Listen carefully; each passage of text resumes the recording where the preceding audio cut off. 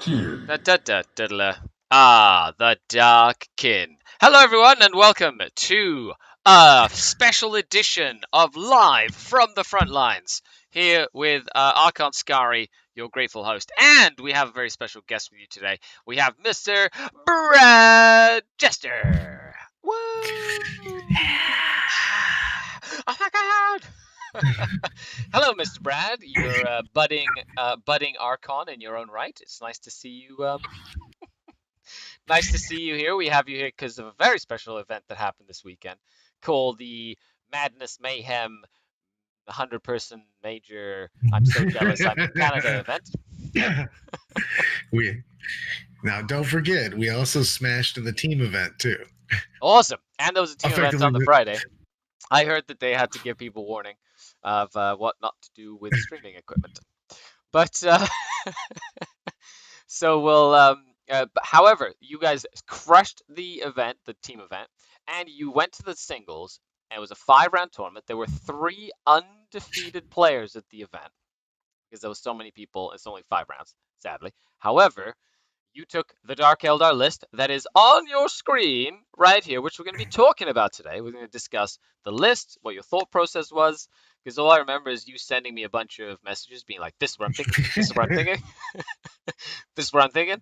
And you've been part of the playtesting team, so you've had like the eagerness to play Dark Eldar for a while. And now that they're good, you're like, you're the bandwagon hopper. So you just love playing what's good. And Dark Eldar are good right now. So for everybody out there, we're going to go over the list. We're going to go over the matchups that you played, the challenges that you might have had, points at the tournament where things could have gone either way and could have gone horribly wrong for you. And then I'm gonna, highlight the final round of the event where you got to play Mr. Sarapata, who's one of my coaching clients that I've had for, I want to say, a while now. But it's really cool to see him face off against, fellow Art of War coach, right at the top there. And it was, that AdMech list is not one I would like to play as a Dark Eldar player, especially if I went second. Anyway, we'll talk about that. We'll get to that. Little bit of a tidbit. Hello to everybody in chat. Thank you so much for tuning in. If you're watching live, thank you. If you catch this recording, make sure you leave a like, share the video with someone who likes Dark Eldar, and or leave a comment down below. Let us know why you think Dark Eldar are not broken or OP in any way, shape, or form. And I hope I triggered you with that question. Okay, Mr. Bragg, let's dive in to the list. Okay, I'm going to go over each of the 3 detachments, and then we're going to let you discuss what your thought process was with the list. Okay, first and foremost, because, as a competitive player, we all have different things that we keep track of or that we find are very important before we go to a big event. So I'm curious to hear what your thought process was. So the list itself, as you can see here on your screen, you had a poison tongue cabal patrol. So it's a triple patrol detachment with a succubus. Now this is legal. You can mix and match. It just means the succubus doesn't get any obsession bonuses, but you can have obsession, cabal, witch cult, and coven stuff all in a coven detachment, except only the coven stuff would get the coven obsessions, essentially. So it's easy to mix and match Dark Eldar in lists. You have a succubus, you have 2 units of 5 warriors, 2 units of 5 incubi, 5 naked scourges, or do they have guns? They have shredders. Okay, 5 raiders with dark lances, and I'm assuming we'll get to any upgrades you might have. Then you had a cult of strife patrol, which is amazing because strife is incredible, right? Yep. Super flail competitive edge lady, who's the instantly make lots of friends model for 75 points, unless she wasn't a master. Nope. 10 witches, 10 witches, 10 hellions, 10 hellions, 5 incubi, and then a dark techno patrol with Drazar, 2 times 5 incubi, I'm assuming. Yes, 2 times. It's the 3 times 5 racks. Oh, okay. So 3 times 5 racks with 2 liquefiers. Oh, okay, I see what the mistake I made there. And then 2 times 5 mandrakes. So there's only 5 incubi in your list then. What's that? There's 5 incubi. Oh, there's 10 incubi in your No, list then. there's 10. There's 10. Yeah. No, there's 15 incubi, 10 mandrakes in my Oh, list. sorry, that's the other 5 incubi. Cool. 10 mandrakes, 15 incubi. Awesome. So let's go through this. What was your thought process? And we'll get to some questions. So if you're watching and you want to put some questions down, please do. We'll open the floor after. But Brad, take it away. How does this brainchild come to fruition? Well, I'm an MSU player, and Dark Eldar went even more MSU for me. And I wanted just so many threats everywhere taking the board. And I wanted a little bit of volume, a little bit of everything. So I wanted to be able to take out threats while I'm driving around, which is what the racks actually give me. Yep. The racks did so much work over the weekend, just crazily, with the liquefiers are just kept pinging stuff. I was actually chasing around aircraft with them, just trying to make sure I was getting wounds and stuff on. Flamers versus aircraft, the best Exactly, rule to come out of 8th and 9th edition. I don't know how it works. You can't miss. Like, I don't know why he's flying this low, but Douse you with the liquefiers. So, yeah, that was a weird thing on that. Ugh.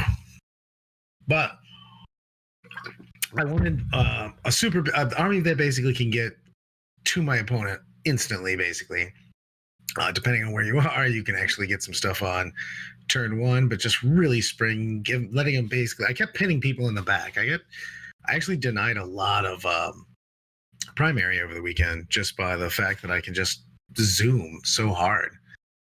So that's basically what the army thought was, and I wanted to make sure that there was no way, like, nothing too expensive where if I lost it, it would actually hurt me too much. So I wanted to spread the love. Like, things like those succubus are just ridiculous to trade up.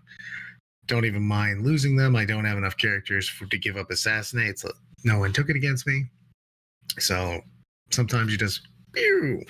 Well, it's really fun because I'm assuming the succubus in the Cabal Patrol is Cult of Strife as well, so you can still use strats on her. She just doesn't get the fight first obsession or whatever, basically, or the +1 to charge, which means that you still get all the benefit of having her almost. It's just she's in a different detachment. And was it more because you didn't want to run like an Archon? Like you just wanted a really cheap HQ that was still really killy? Like I just wanted, yeah. It's just that they basically, for what I wanted her to do, she's just better than the Archon was because of, distance, everything, things you can take, the combinations. Because I really like that Quicksilver, or the Quicksilver with the Triptych Whip. Yep. It's so it's so consistent damage. It's just crazy. And then you have the 1 Quicksilver do again? Is that the plus two attacks? Right. Okay. Yeah. So it's just lots of attacks with the Triptych Whip. So you're going in with 12 attacks plus 11 plus the 1 attack drug, right? So you're looking at 12 wound on 2s, 2 damage basically with the Triptych Whip. And then you can spend the 1 CP to use to treat her poison to still even on vehicles. So she can go into literally any target and just go. Yeah. I do know that that then you have the MSU Warriors, you've got the Incubi, the Scourge, the Raiders, that sort of thing. Then the most expensive unit you have are the 2 units of 10 Hellions, 170 points each. However, I use 1 unit of Hellions, 1 unit of Reaper jet bikes, but jet bikes are a little bit more expensive, which means Hellions and their infantry, so Hellions can put up banners or they can fly around. And did you find yourself using the Hellions more in like a passive role, like committing them like mid game, or did you really sort of like try and put a lot of pressure on your opponent with the Hellions early on? Both, actually, tell you the truth. I deep struck 1 of the Hellions every game. So I basically would go very aggressive with the first unit, and then the second unit was usually passive, trying to hit something, overwhelm a target, get ready for a charge after that even. Yep. Table chair seat does remind us all in the chat the poison strat for against vehicles doesn't help relics, I believe, which does mean, of course, she was going around murdering space marines all weekend. So let's go into your specific like matchups. 5 rounds, day 1. Okay, so day one, you're running into your first matchup. You're bright and early, fresh off your win at the team event. So how was your first round? Who did you play, and how did that go?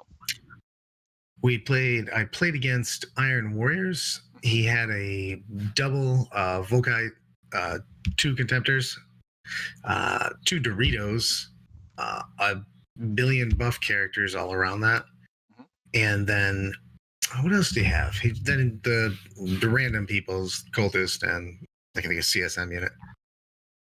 And we played uh, Dawn Detachment or Deployment. Donor War, yeah. The first mission was Donor War. So that game went well. Do you score lots of points? The terrain was allowed me to. I actually went second, but the terrain allowed me to effectively completely neutralize his first turn. So I just took no shots, Yeah. and I Having was good able to. terrain is so huge, and now we're starting to see that like more and more events. And that event had some pretty decent terrain on all the tables. Like they were like big, obscuring line side blocking pieces of terrain you can hide like your raiders behind, and then kind of like use it to like skip and jump up towards the enemy and whatnot. They had a stream which was really cool. I got to shoutcast the first round, which was orcs versus scions, which was really cool, really fun. Oh, um, seem to have lost Mr. Brad here.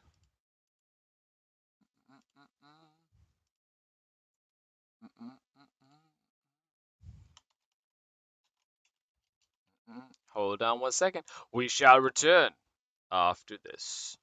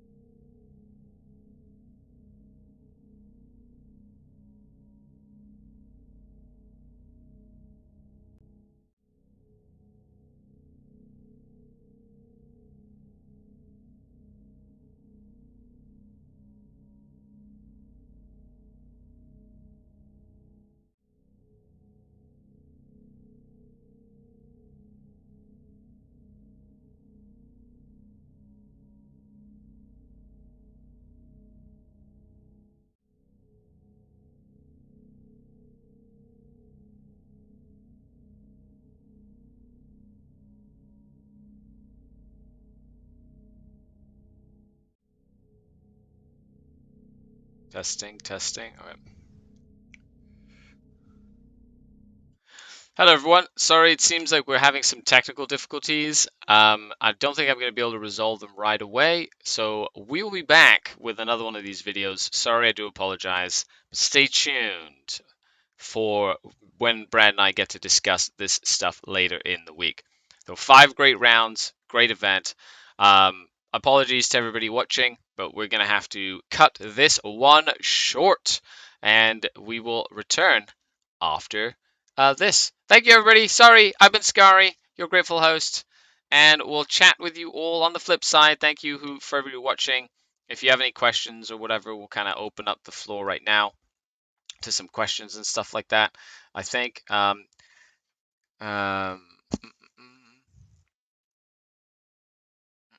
What tournament was Brad in, and did he place? He placed in first, and it was a 110 person event at the Mayhem tournament. Okay, I have to go. I have to like figure this out. Other than that, hopefully we can get back soon. But my apologies, everybody. Thank you so much for tuning in. I've been Scary, your grateful host, signing off until next time. Scary out. Bye, everybody. Also, check out this amazing, amazing, amazing. Where is it? Where is it? I want you to see this awesome, awesome um, picture. Yeah, look at that. That's Hombre Radioactivo Art did that for me. It looks awesome. I just want to show it off because it's amazing. Okay, bye, everybody. Have a good one.